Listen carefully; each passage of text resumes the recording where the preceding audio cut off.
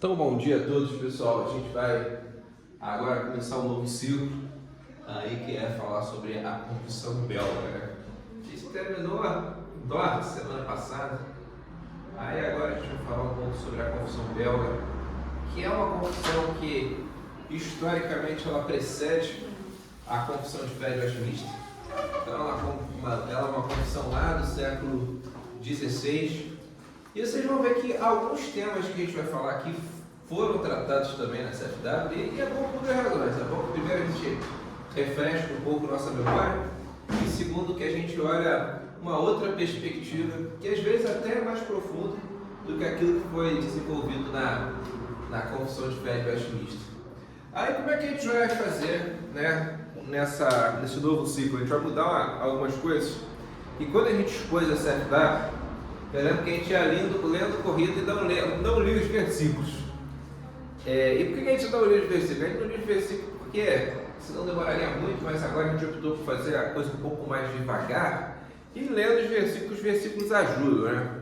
Porque às vezes a gente vê umas coisas na confissão de fé, aí as pessoas se perguntam, pô, mas vocês têm uma confissão de fé, onde que está isso na Bíblia? Cada proposição que está nas confissões de fé está na Bíblia. Então a gente vai fazendo o seguinte, a gente vai ler, depois a gente vai dar uma passada nos versículos. E para facilitar, o que eu fiz? Para facilitar, eu botei no WhatsApp, né? Mandei no WhatsApp do grupo os artigos que a gente vai ler hoje, que a gente vai tentar ler hoje, e os versículos abaixo, para facilitar. Então, pessoal, a gente vai começar hoje aí a confissão belga pelo artigo 1. Aí eu vou pedir para Marli fazer a leitura aí para a gente. Primeiro do artigo, depois a gente vai lendo os versículos. O único Deus. Todos nós cremos com o coração e confessamos com a boca que há um só Deus, um único e simples ser espiritual. Ele é eterno, incompreensível, invisível, imutável, infinito, todo-poderoso, totalmente sábio, justo e bom, e uma fonte transbordante de todo bem. Olha que coisa interessante, né? O primeiro capítulo ele vai falar sobre o ser de Deus, né? O ser de Deus. E aí vai explorar o que a gente chama os atributos divinos, né? Aí eu queria primeiro fazer uma pergunta para vocês, que é a seguinte: o que você já olha de cara de diferença da confissão belga para a CFW na organização dos capítulos? Tem uma coisa aí que chama atenção.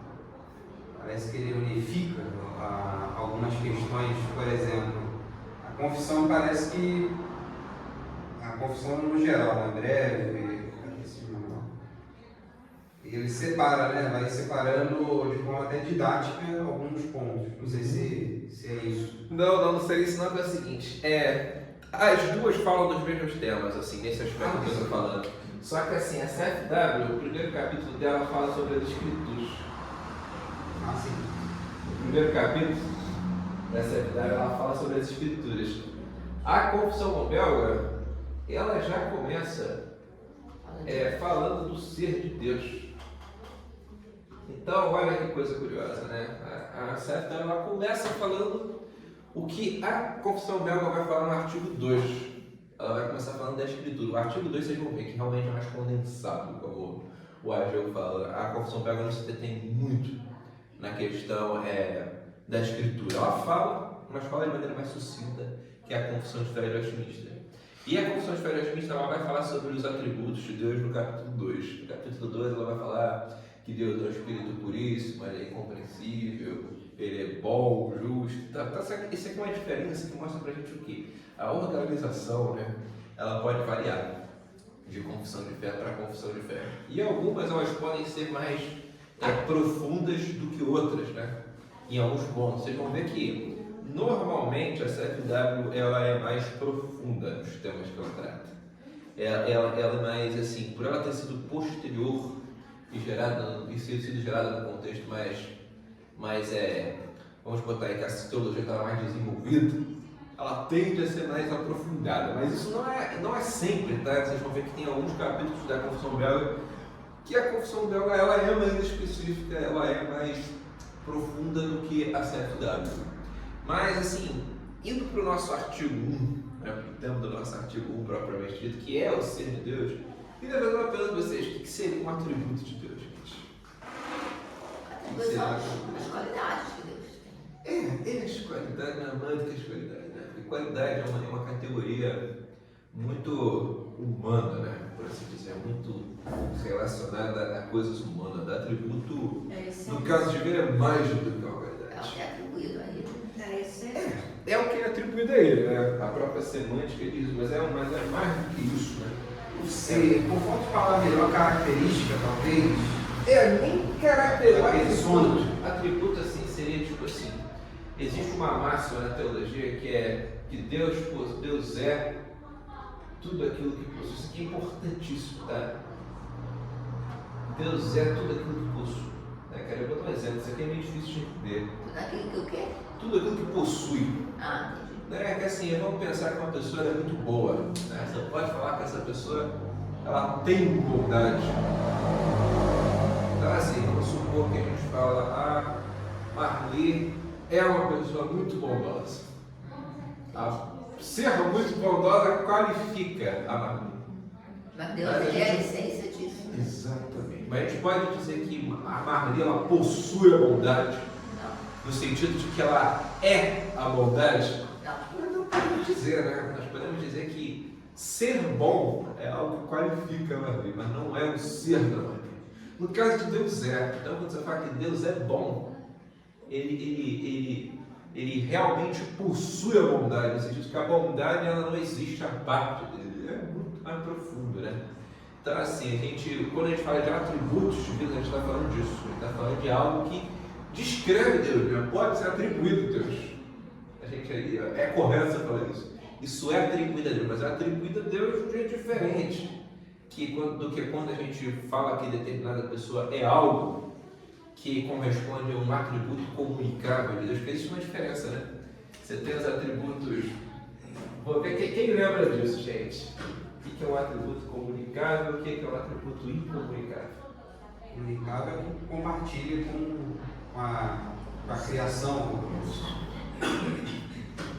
Seria, por exemplo, a justiça, né? Justiça, bondade, amor, tudo santidade, né? Tudo esse atributo comunicável. O incomunicável que Deus não comunica. Tipo, a onipotência, um atributo incomunicável de Deus. Então, assim, é próprio de Deus os seus atributos. Então, assim, Deus ele tem os seus atributos. E os atributos que ele tem, ele é. Ele não simplesmente tem isso, né? Como se isso existisse a parte dele, né? Ele tem e é. Né? Dito isso, pessoal, vamos começar aqui a ler. Aí está no WhatsApp, tá? Para facilitar vocês acharem os textos, né? Primeiro a gente vai ler Romanos capítulo 10, verso 10. Aí, Marli, você tem aí? Tem, você colocou aqui. Romanos Isso, 10, tá na ordem, tá? Pode. Porque com o coração se crê para a justiça e com a boca se confessa a respeito da salvação. Então, olha o que a confissão vai dizer sobre a necessidade de confessar a Deus. Então, olha que coisa curiosa, né? O apóstolo Paulo, ele vai dizer em Romanos capítulo 10, lê de novo para a gente, por favor, Marli, que ele Romanos 10, 10. Porque com o coração se crê para a justiça e com a boca se confessa a respeito da salvação. Olha que coisa curiosa, gente. Aqui, olha o que a nossa confissão de fé diz. Nossa confissão de fé diz: todos que cremos com o coração e confessamos com a boca. Então há uma necessidade de você crer com o coração. Né? O coração aqui é aquilo que nós podemos falar que é o centro existencial do homem. Então, para você se denominar cristão, você tem que crer com o coração. Você tem que ter essa fé interna. Mas só fé interna não basta. A gente falou muito, né, quando a gente tratou tanto da confissão de fé de Westminster quanto de Dort, a necessidade de você confessar a Deus, né? Confessar a Cristo. Quem lembra que teve uma hora que a gente falou sobre o que vem primeiro? Regeneração, justificação. E assim, a gente tem uma fé interna, né? Você crê em Deus, né? E essa fé é um dom de Deus, Deus te dá essa fé. Mas você precisa confessar. E olha que coisa, o apóstolo Paulo ele vai falar isso, né? Ele vai falar que com o coração se crê para a justiça e com a boca se confessa Deus. Então assim, a gente precisa, para se qualificar como cristão, ter isso, né? Crer em Deus e confessar a Deus, né? Publicamente. Então a confissão já começa com essa proposição. Todos cremos com o coração e confessamos com a boca. A gente confessa com a boca. Aí o que a gente confessa com a boca? Deus, mas aí a confissão ela vai falar de como é Deus. Qual é o Deus que a gente confessa? Porque se você falar, eu creio em Deus, é uma coisa muito vaga. Que Deus que você crê? Você crê no Deus cristão? Oi? Tem o credo, né? Sim, tem o credo. Isso aqui tem muito a ver com o credo, né? Porque isso aqui começa com uma confissão, né? Você vê que começa todos cremos. A CFW ela não começa assim, né? Se você parar para pensar, né? A CFW ela começa falando da doutrina da Escritura. Aqui não, a confissão de Pedro ela começa na forma de um credo mesmo, né? Pô, nós cremos e confessamos a Deus. Só que aí vai descrever o Deus que a gente crê. Aí assim, você lê pra gente, Deuteronômio 6,4, depois 1 Coríntios 8,4,6, depois 1 Timóteo 2,5. Esses próximos 3. Deuteronômio 6,4. Ouve, ó Israel, o Senhor nosso Deus é o único Senhor.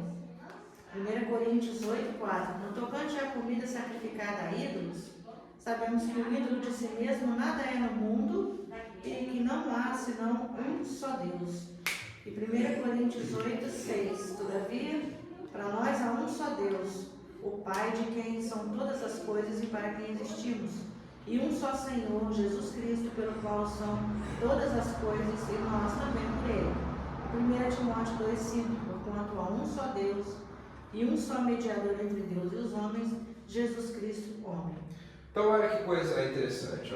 Vocês verem, né, que os símbolos de fé estão baseados em proposições bíblicas, né? É importante a gente sempre aprender com os símbolos de fé, lendo os versículos. Então, a passagem que a Marlene deu de Deuteronômio, ela vai mostrar que Deus, o Deus de Israel, é o único Deus. Um único Deus. Então, aqui a gente vê o que? Em Deuteronômio 6,4. Lê de novo para ele, por favor. Deuteronômio 6,4. Ouve, ó Israel, o Senhor nosso Deus é o único Senhor. Então a gente pode botar, é até um artigo definido, é o único Deus, né? É o único Senhor. Então a gente já vê aqui, um atributo de Deus, né? Deus é único. Ele é um ser em relação ao qual não há outros. Aí assim, você vai ver em muitos momentos a Escritura falando de outros deuses, né? Falando sobre outras divindades que competem com Deus. Isso é muito presente no Antigo Testamento. Só que a confissão, ela vai mostrar como que as cartas paulinas, elas iluminam o nosso entendimento. Aí em 1 Coríntios, capítulos 8, do 4 ao 6, Paulo vai falar das carnes sacrificadas aos ídolos, né? Sobre o costume que alguns tinham de comer essas carnes sacrificadas aos ídolos. E o que Paulo vai dizer nessa passagem, que a Marlene deu aqui pra gente? Que o ídolo nada é. O ídolo não é Deus. Então, quando a gente lida com outras divindades, essas divindades elas não são Deus, no sentido que o Deus da Bíblia é. Então, a gente não pode dizer que existe outro Deus. Não. O cristianismo ele afirma um único Deus, um Deus único. E na passagem de 1 Timóteo 2,5, lê para a gente rapidinho de novo a passagem de 1 Timóteo 2,5. Porquanto há um só Deus e um só mediador entre Deus e os homens, Cristo Jesus, homem. Então, há um só Deus e um só mediador. Então,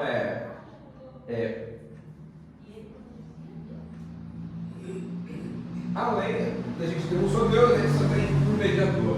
Isso aqui já é algo assim categórico contra o papismo, né?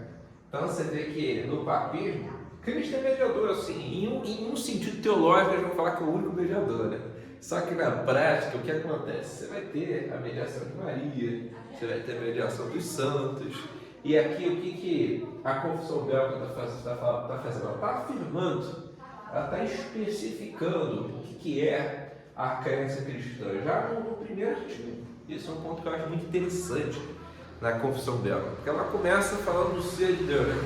O Deus no qual a gente crê. Então, quando você vai falar de Deus para um determinado povo, né, para alguém, você tem que falar, nós cremos em Deus. E esse Deus não é qualquer Deus. É um Deus no qual a gente crê com o coração, a gente confessa com a boca, que Ele é único. Os outros deuses, as outras divindades que se falam por aí, são ídolos. São falsos deuses. Então a gente vê aí o primeiro atributo aí de Deus, né? Que a confissão belga nega, que é um Deus único. Mas há outros atributos, há muitos outros atributos. Ó. Você vê que o próximo vai falar que ele não somente é um, mas que ele é um único e simples ser espiritual. Aí, antes da Marlê ler, eu gostaria de perguntar para vocês, né? O que a confissão belga está querendo dizer quando ela fala que Deus é um ser simples? Alguém sabe me dizer? O que seria um Deus simples? Difícil. É difícil mesmo. É porque ele é complicado. Oi? É porque ele é complicado. Não, mas simples aqui não tem a ver com ser complicado, ser fácil, entender? Simples é uma outra nomenclatura. É porque se revela pra gente. Isso não, gente. Quando a confissão diz que Deus é simples, ela diz uma outra coisa. Mas assim, para a gente elucidar, para vocês verem a importância de ler, né, o texto, vamos ler, João, capítulo 4, verso 24. Esse daqui, ó, é o trecho que está relacionado à passagem que diz que ele é o único e simples ser espiritual, vai. Deus é espírito e importa que os seus adoradores o adorem em espírito e em verdade. Então aqui a gente vê que Deus é espírito, né? Essa parte é uma parte conhecida, né? Deus é espírito. Então ele é o único e simples ser espiritual. Aqui é dito que Deus é espírito. Mas o que significa Deus ser simples?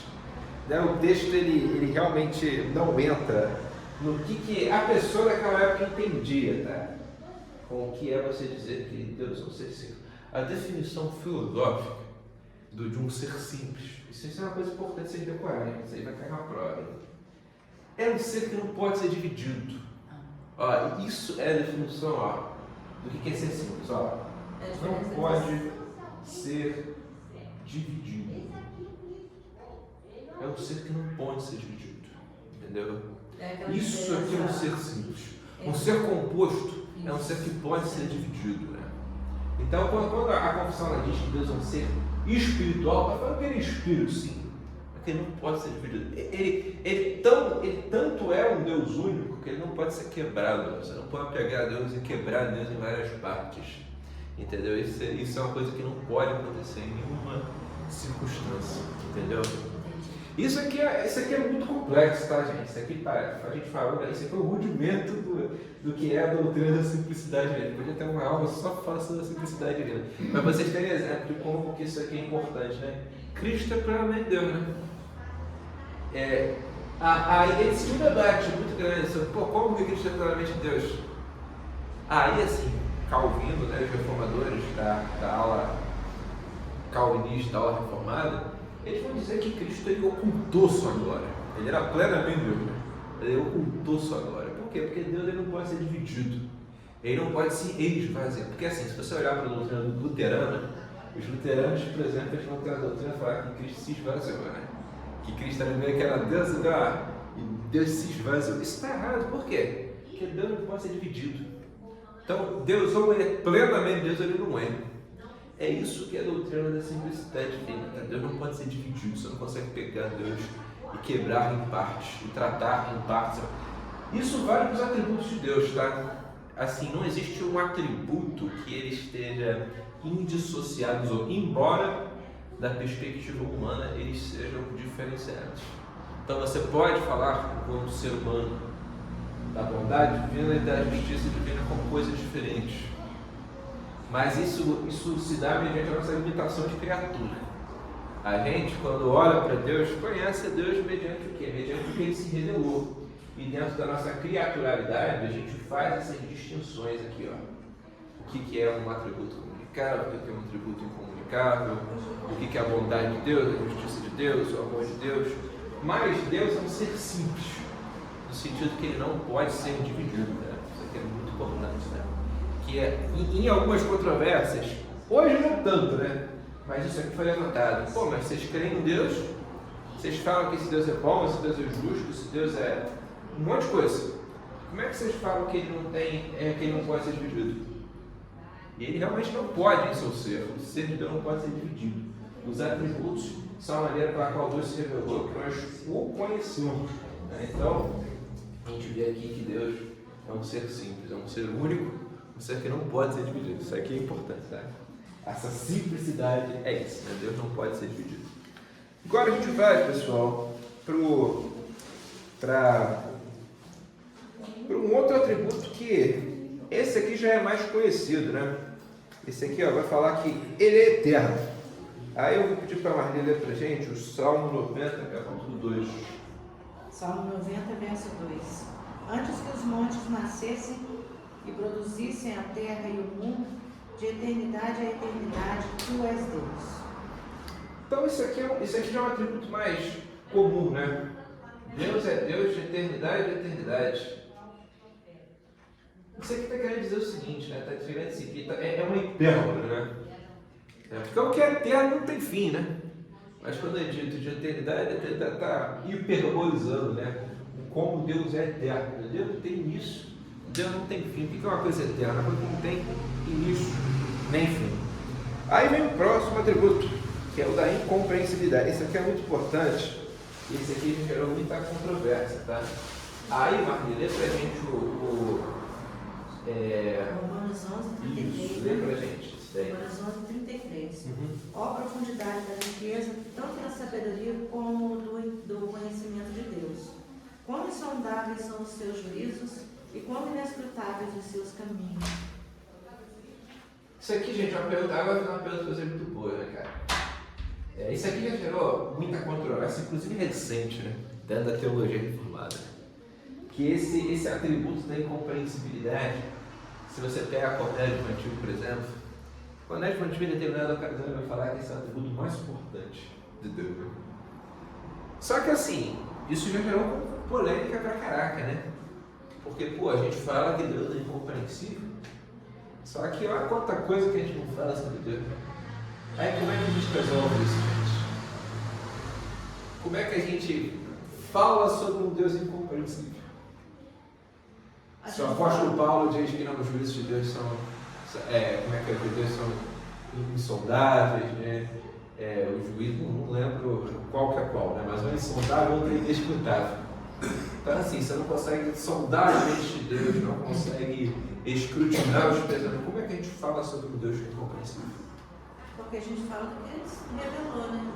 Exatamente. Do que Ele revelou na Escritura. Exatamente. Eu acho que o contexto ali está mais atrelado ao governo, né? À providência dele, né? Porque ele fez algumas coisas, isso a gente não vai compreender, de fato. Sim, sim.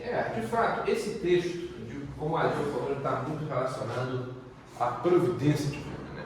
Como Deus age, a como Deus opera. Não obstante, né? A gente precisa entender que o ser de Deus, isso aqui é uma coisa que a gente precisa levar em conta. O ser de Deus também é incompreensível. E essa doutrina é uma doutrina importante, tá? Inclusive, Herman Bavinck, que é um teólogo reformado aí do século XIX, XX, ele vai falar que, infelizmente, nem sempre o calvinismo ele levou muito em consideração esse atributo divino. Porque o atributo divino, a incompreensibilidade, é um atributo que realmente desafia o homem, né? Porque a maneira pela qual a gente conhece Deus é através da revelação, né? É isso que a Marli falou. Então, assim, se alguém chegar e falar assim para você, pô, Deus é muito grande. Você fala, não, de fato, Deus é muito grande. Então, aí a pessoa vai falar assim, normalmente os agnósticos falam isso.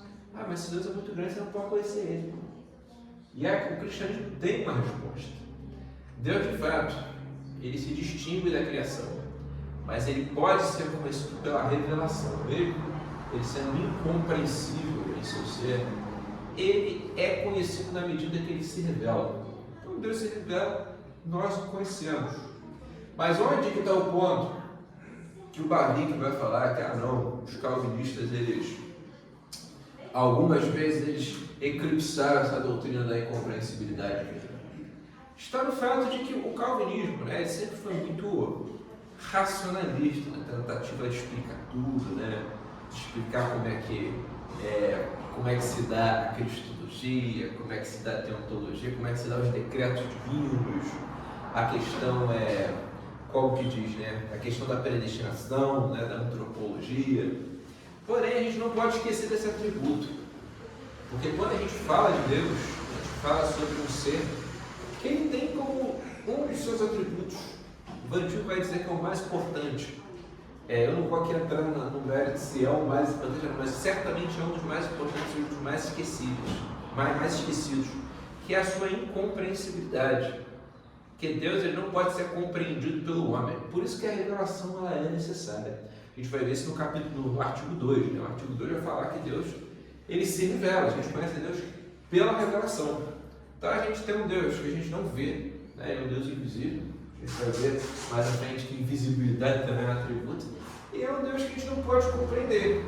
A gente só conhece na medida que Ele se revela. E é importante sempre ter isso em mente. Né? Ter em mente que Deus é um ser que é outro em relação à criação. Um ser muito maior. E a gente não, como a gente não consegue nem conhecer o ser dele diretamente, né, pela nossa própria força, que dirá, né, os seus desígnios, né, como que ele age, os pensamentos dele, os juízos dele, a providência dele, a maneira como ele manifesta a sua providência. Então a incompreensibilidade é um atributo muito importante aí, que é esquecido, infelizmente, né? Muitas vezes.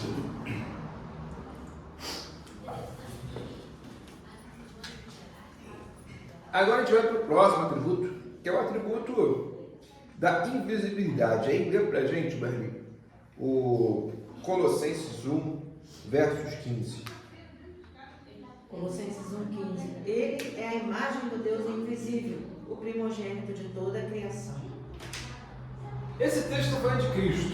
Está falando de Cristo, é claro, né? Está falando que Cristo é a imagem de Deus invisível, né? Então, Cristo é a plenitude da divindade manifesta. Então, a gente vê que a invisibilidade é um argumento de Deus. Ou seja, Deus é um ser que você vê. E como ele é um ser que você não vê, ele já se torna necessário, por isso, você crer nele mediante o que foi revelado dele, né? Tudo o que foi revelado dele. E Cristo é a manifestação, é a imagem do Deus invisível, ou seja, ele é o Deus invisível se tornando visível, né? Para que nós pudéssemos vê-lo. Mas a gente pode falar que em seu ser Deus é invisível.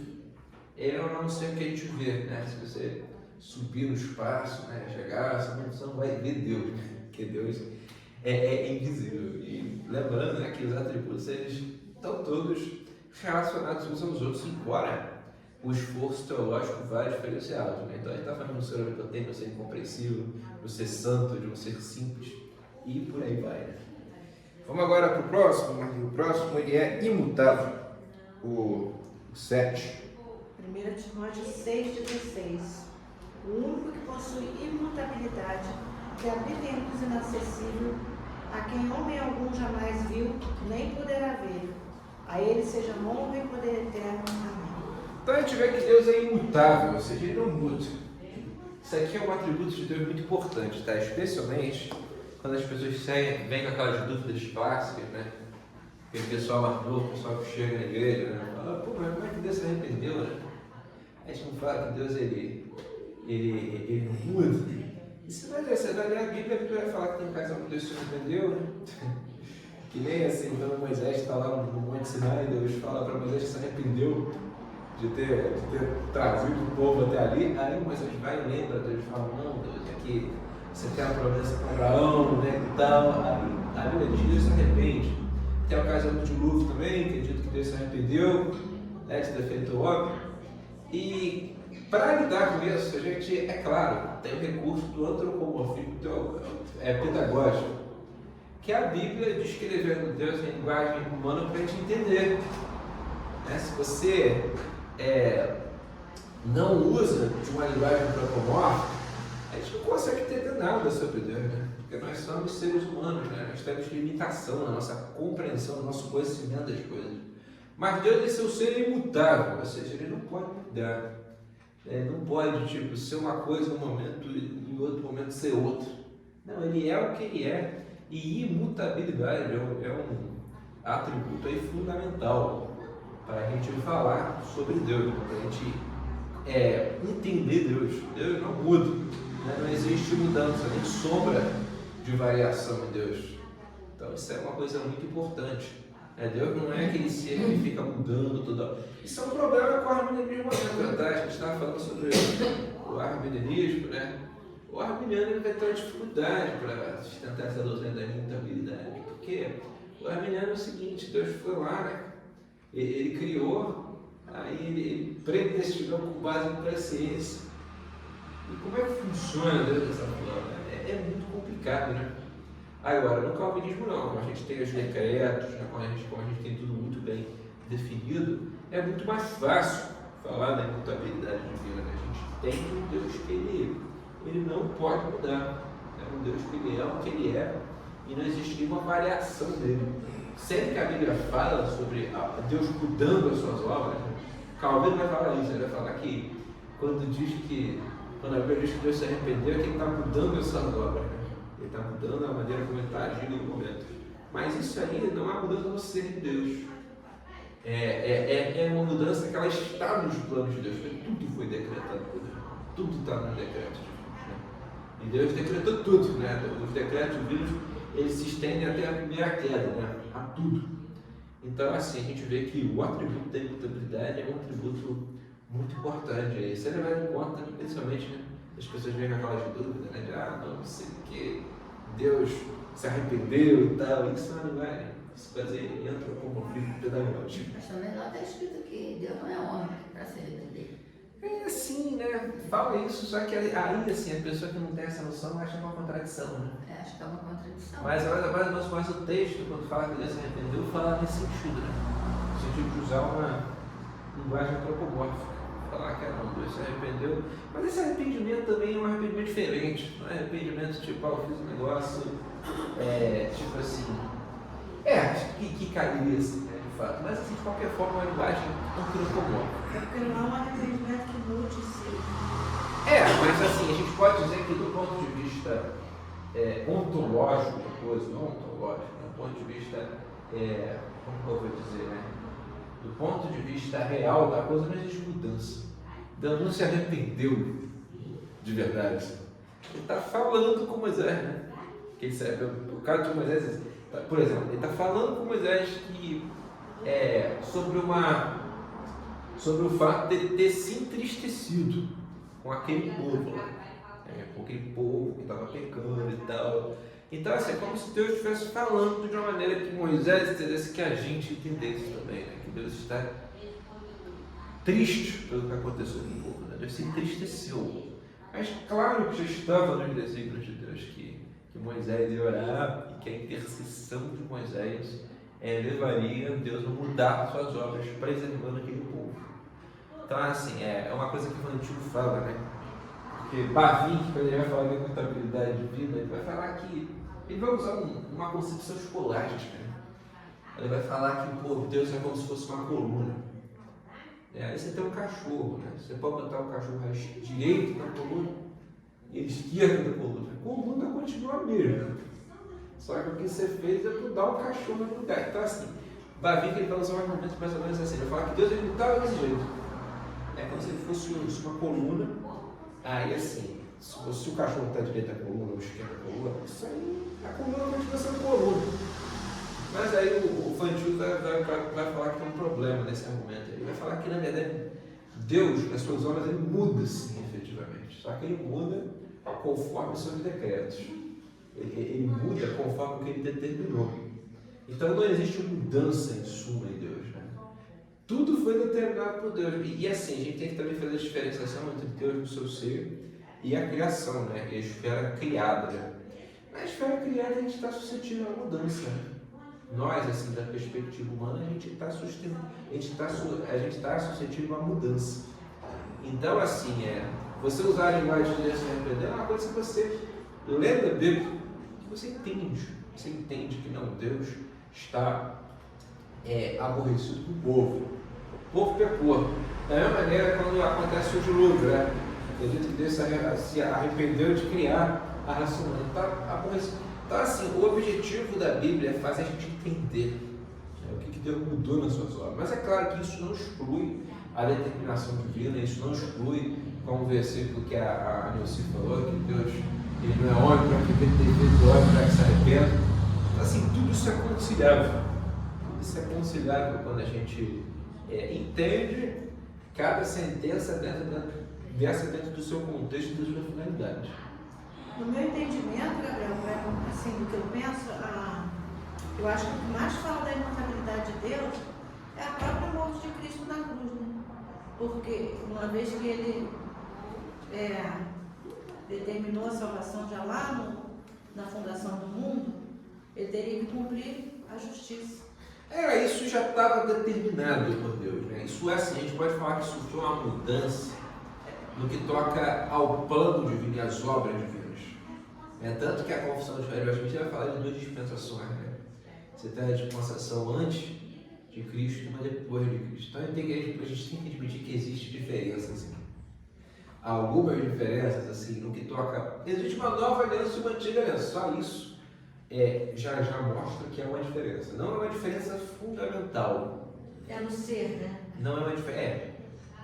Também. No caso, eu estava falando da justiça como um atributo do ser de Deus. Não, porque tem gente que fala assim, por que os atributos mudam. Eu vou chegar lá. O problema dos dispensacionalistas está nisso. Mas não tem mudança nos atributos de Deus. Tem mudança entre uma dispensação nas obras de Deus, porque antigamente não tinha Cristo. Então eles olhavam para Cristo. Então tinha aquele sacrifício todo lá. Aquilo lá.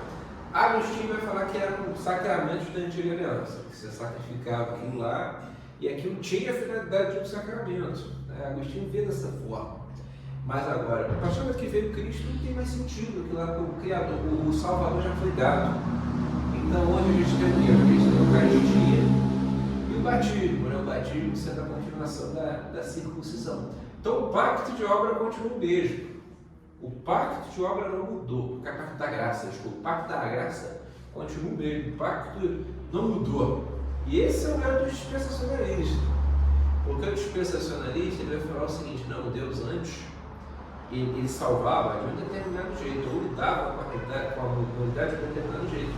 Hoje ele salva e lida com a humanidade de outro. Vai ter um momento que a igreja vai ser arrebatada, e assim, as pessoas para ser salvas vão ter que dar a própria vida, né? Vai ter uma maneira diferente. Isso já é um problema, né? Isso já mostra Deus mudando, né? Se você for levar essas últimas consequências. Né? Então o dispensacionalismo ele abre precedente aí para heresias, né? Então você fala de um Deus que muda, né? Mas agora, quando a Marli fala da questão de tudo está Deus é imutável e isso se mostra no fato de Cristo ter morrido, a morte de Cristo, o sacrifício de Cristo, tudo estava predestinado desde o princípio. Você vê que ao longo da narrativa bíblica do Antigo Testamento é predestinado que aquilo aconteceria, né? Desde Adão e Eva, foi dito, né, que da semente da mulher viria aquele que esmagaria a cabeça da semente. Isso tudo está nos decretos, a própria queda está no decreto divino, né? Então assim, Deus ele não muda em seu ser, mas em suas obras ele determina mudanças. Né? Você vê que tem horas que Deus atua, tem horas que Deus não atua, Deus pode atuar de maneira extraordinária. Então assim, eu sei que eu estou falando pra caraca, né? Mas esse negócio, esse atributo de imutabilidade ele é complexo, tá? Ele tem implicações muito complexas. Isso gerou muita discussão na teologia cristã.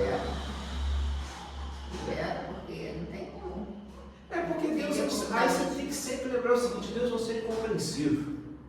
É por isso que assim, eu concordo com o Vantinho quando ele fala que isso aqui foi esquecido demais, né? Porque a gente gosta muito de falar sobre Deus como se a gente soubesse categoricamente tudo sobre Deus, né? Porque quando você explica a teologia, você tem em mente que a gente está lidando com a revelação, né? A teologia ela é elente, ela não é arquetípica. O que significa isso? A teologia ela lida com o que Deus revelou para a gente. Tem muita coisa sobre Deus que não foi revelada. O que a gente não tem revelado, a gente simplesmente não fala, a gente não sabe. A gente precisa de. É por isso que o Vantinho vai falar, né? O Bavinck também vai dizer que quando isso aqui é esquecido é um problema, né? E foi um problema que aconteceu, o Bavinck vai falar o seguinte: quando as pessoas pararam de falar da incompreensibilidade divina, elas começaram a explicar tudo nos mínimos detalhes. Porque o calvinismo é assim, né? O calvinismo explicava tudo nos mínimos detalhes. Você pega a escolástica calvinista, explicava tudo isso aqui que eu falo para vocês nas aulas. É só quanto do iceberg. Se você for lá ler os caras, você vai ver que o negócio é muito profundo. Eles ficaram explicando. Ah, isso aqui acabou de meio que deixar de lado. Aí as pessoas começaram a olhar e falaram assim, putz, mas tá teologia, não sei o quê, explicando demais. E você perde a noção de Deus como um mistério, né? Correto falar que Deus é um mistério. Porque ele está aquém da nossa compreensão. E o que a gente fala sobre Deus se baseia naquilo que foi revelado. O que foi revelado nas Escrituras. Tem uma passagem de Deuteronômio, ela vai falando que as coisas encobertas são de Deus, né? E as reveladas, ele manifestou aos homens. Então, assim, quando a gente fala que Deus é imutável, a gente está lidando com a proposição bíblica, como, por exemplo, Jesus falou, né? Que Deus não é para que imita nem filho do homem para que se arrependa. E esse versículo que a Marli leu aí, em Deus não existe mudança, nem sombra de variação. Então, isso é a Bíblia. Então, se não tem sombra de variação, Deus é imutável, acabou.